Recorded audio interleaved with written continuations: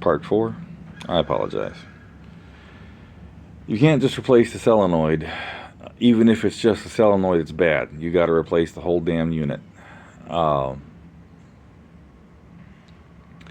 Whereas, like for my truck, you know, my Plymouth, pretty much everything I've ever owned and driven, except for the other Jeeps I had,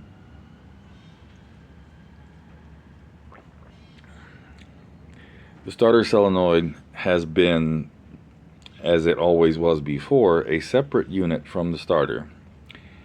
And with Fords, it always was on the passenger side fender, you know, right there in front, up top. Mine is, you know, right behind the battery. I've shown it before when Joey and I did that repair video.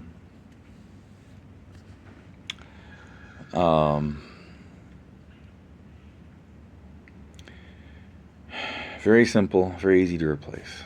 2 bolts. Mopar usually put it on the firewall, which is the big panel, you know, behind the engine, you know, very front of the cab.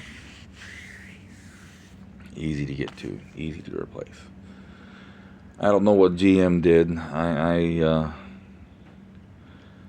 I've only ever owned one, and I don't even remember where the solenoid was. But with the EFI, they're all built onto the starter. And a starter with a starter solenoid built onto it is more expensive than a starter and a separate solenoid bought together. Now, it was incredibly fortuitous that this happened where it did, that it happened in Hastings. Because in Hastings, there is one auto parts store. And primarily, they supply a lot of the farms around, because that everything between St. Augustine and East Palatka is primarily farmland.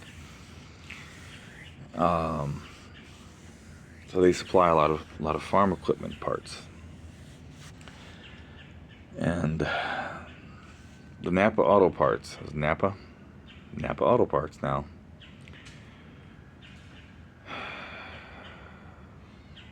they're in Hastings, across the 4-lane highway and back towards St. Augustine about a quarter mile. I could see it. I'm standing there in the gas station parking lot looking at it. And I said, let me call them. So I called them.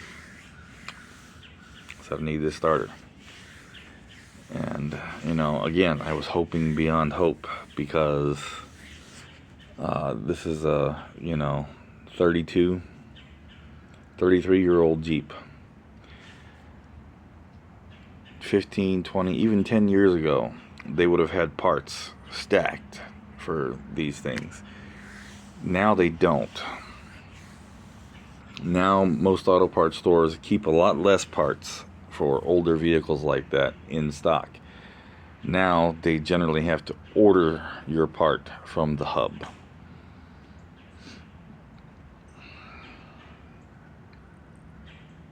And the guy says, well, you're in luck. I've got one on the shelf. And I said, cool. Put my name on it. I'll be there in a little bit. Not quite sure how I'm going to get there. I explained the situation and the condition. I said, but I am coming. Do not let that thing go out the door with anybody else. Because with my luck, I'll be 10 feet from the door. Somebody else come in there and buy it. Put my name on it. And my folks keep this little collapsible wagon in the back of the Jeep.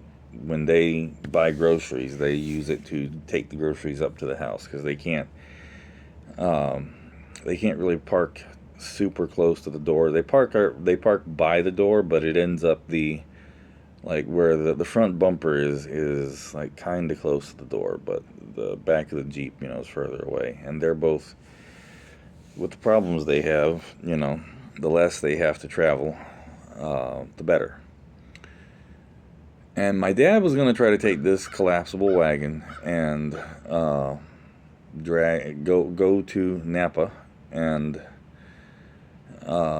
get the starter. And I said no. I said, you will never make it walking over there. You will fall down. You will probably fall down trying to cross the 4-lane highway. No. And I'm looking, at the trailer, and I said, take the lawnmower, Is it going to be goofy? Absolutely. Is it going to be kind of illegal? Absolutely.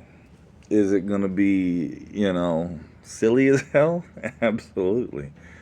But you can get there without falling down. My dad does not want to drive the mower.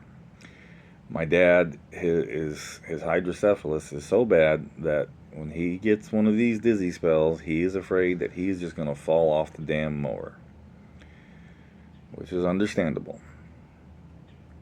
So I said, you hang here with Mom. I will go get the starter. And that's what I did. I put the battery back on the mower. I unstrapped the ramps, and backed that sumbitch off the tractor, or off the trailer. And my dad gave me his card. My dad had to go last week and get another loan. My dad periodically gets these personal loans, payday advance loans from Advance America. He gets like a $350, $400 loan. Got 3 months to pay it back. And they'll do that periodically when we run short, or when, they end up needing something for an emergency, and then just gotta knock on wood that there's not going to be any kind of an emergency till it's paid back. And all of this, all of these dominoes seem to fall in line. But the powers were definitely watching over us, because they got the loan, so they had the money.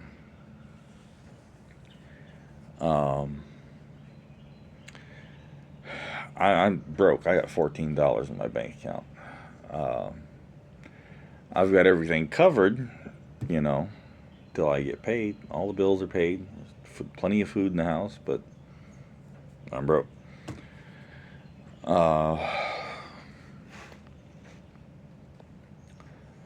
So I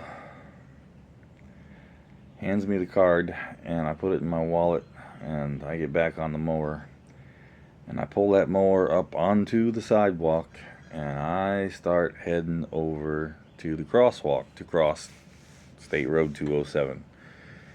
And I'm like that quintessential stereotyped, redneck farm hick that you would see in commercials. I'm using my riding lawnmower as a conveyance to get through town. I said, damn, I'm a real redneck now.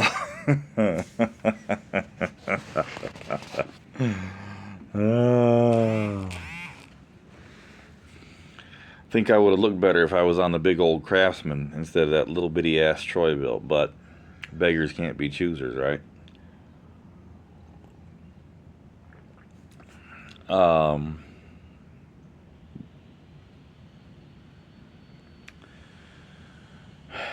The crosswalk lights, of course, didn't work, or I couldn't see them, but I could see the traffic. So I waited till everybody stopped, and I had the throttle wide open, put it in top gear, and I scooted across that highway. Got on the sidewalk on the other side. It is illegal to have any kind of a motorized conveyance on a sidewalk. So I was riding in the grass.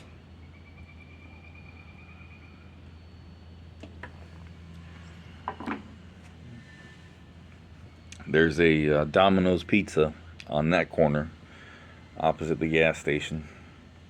Got past that, you know, and I'm going. I see the Napa. I'm going, and I get a couple hundred feet, 300-400 feet down, and I'm in the grass, and I get about maybe 10-12 feet from this